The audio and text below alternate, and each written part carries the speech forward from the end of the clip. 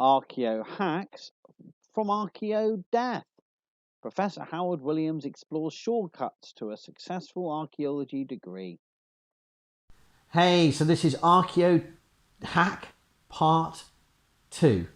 Having told you that the first way you can make a sort of shortcut to a better appreciation and confidence and understanding of your archaeology degree is to get to know your historic environment.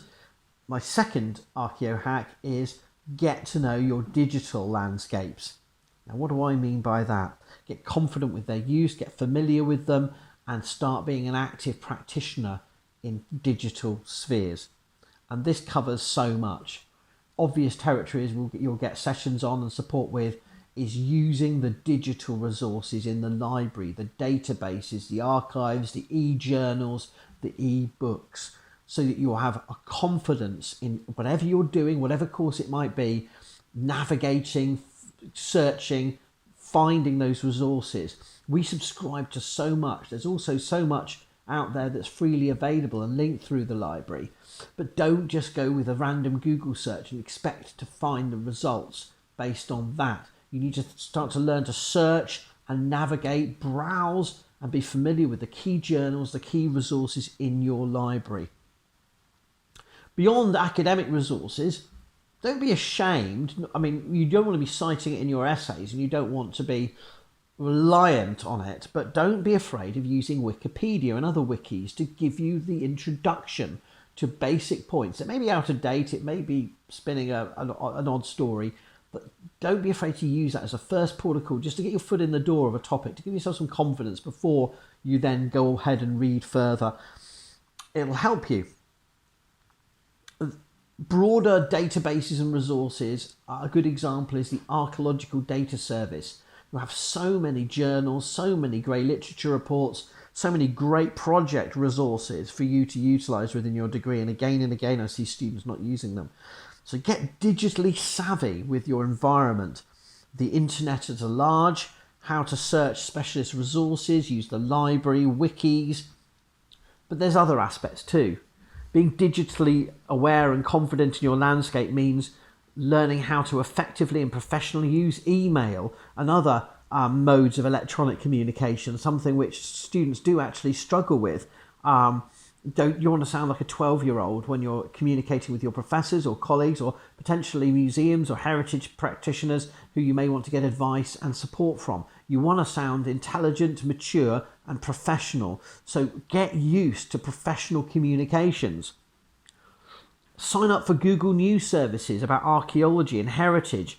Remember, a lot of politics news and science news and environment news will have an archaeological spin. So keep an eye on the latest stories, the latest debates, the latest discoveries via news sites and news media. So news media is so important. And again, I find students don't engage with it. Well, we can't keep up with everything, but actually it can be a really valuable sort of touchstone of what is going on in your field. British Archaeology magazine, Current Archaeology magazine, if you don't subscribe to them, if you're not a member of the CBA, you can get their back catalogues electronically if you're a member. So think about that as a sort of specialist news service, but also just general BBC News, Guardian, whatever it might be. There's a lot of fake news and pseudo-archaeology out there, but the more good archaeology you read about, the more you'll be able to tell the bogus rubbish from the genuine, exciting research. So be aware of the news and politics, because all archaeology is political and has science and environmental dimensions relevant to today, and people are interested in it. So it's both important for your gathering your information, but to get a sense of how archaeology is being sold, communicated, missold, miscommunicated to broader publics. Get involved in social media in a new way. When you're doing a degree, you may have already be on various social media platforms, Instagram, Facebook, Twitter, but now you're going to have to start using them in a different way. Both you've got to think about how you're portraying yourself. Are you portraying yourself in a professional way, a way that future employees may see, future colleagues and collaborators may look upon what you say and what you do? and to be kind and be responsible and to be savvy in how you use social media in that regard, how you present yourself, but also how you could use it to gain access to not only new discoveries and new research, but also use social media to network and to learn about the latest debates and controversies. You don't have to enter into them, but you can observe what is going on. And so I think social media and news media are also important parts of your toolkit as an archaeology student. And a further point in this regard is use blogs and vlogs. Check up on what academics themselves are distributing via YouTube. TikTok now has got an increasing range of educational content. YouTube does have some fake and sort of amateur people on there, but it also has some good professional stuff. I particularly would recommend the YouTube channel by Archaeo and another one by Archaeo-Duck, although I also have my Archaeo-Death one. Archaeo seems to be the connecting thing.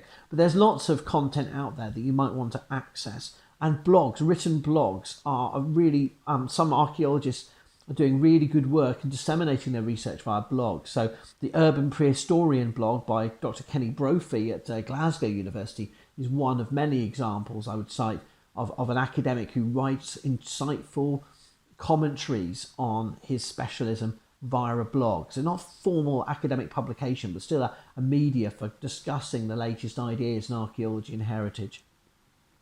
So get used to the internet, e-communications, resources, wikis, news media, social media, blogs and vlogs, because together they will give you the confidence, knowledge and understanding to give you the latest information against which you can, when you're reading up about the detail of your topic, you can match up concepts and ideas and see where perhaps the latest thinking is going in new directions. So Archaeo-Hack 1, get to know your real world environment. Archaeo-Hack 2, get to know your digital landscape.